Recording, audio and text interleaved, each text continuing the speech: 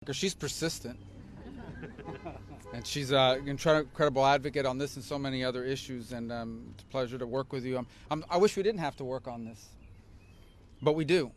You know, even at this very moment, somewhere in this country, a young man or woman is being recruited into the armed forces of the United States with a fundamental promise, and that is that if you're going to have the opportunity to serve your country, you may be sent to dangerous places to do dangerous things, but when you come home, we're always going to take care of you. It is a fundamental promise this nation stands behind and makes, yet isn't living up to when it comes to the stories you've heard here today, powerful stories that we can't add anything to other than to say that we have an obligation to act. It's an issue I don't really understand the opposition to it.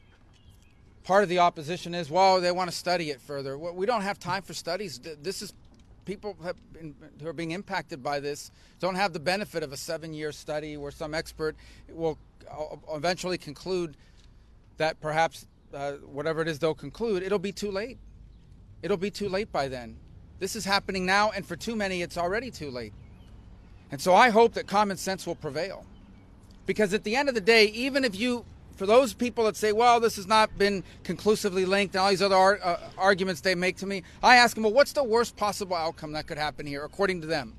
The worst possible outcome, according to their view of this, would be that a man or a woman who served this nation in a dangerous place in uniform is going to get medical attention for a condition they've come down with here stateside after their service abroad.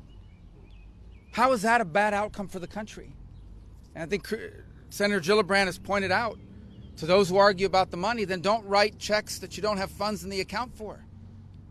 Because this is the price of sending men and women to dangerous places to do dangerous things in uncertain environments. And I hope that we will act. I understand there's some outlets in Spanish. I'll have to skip the Portuguese version, but I'll do the Spanish one.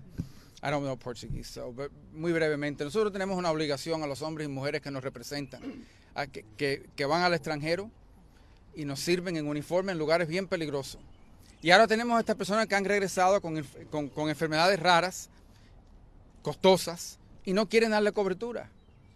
Y no entiendo cómo no vamos a cumplir la promesa que se le ha hecho a los hombres y mujeres de las Fuerzas Armadas de este país, que siempre los vamos a cuidar. Esta es una ley que tiene que pasar ya no hay tiempo para estudio, ni hay tiempo para mucho debate sobre esto. Hombres y mujeres, veteranos que sirvieron a este país, no tienen el tiempo para esperar, están sufriendo y hay que actuar en este momento. And now Dr. Ruiz, U.S. Representative Ruiz, who will follow me.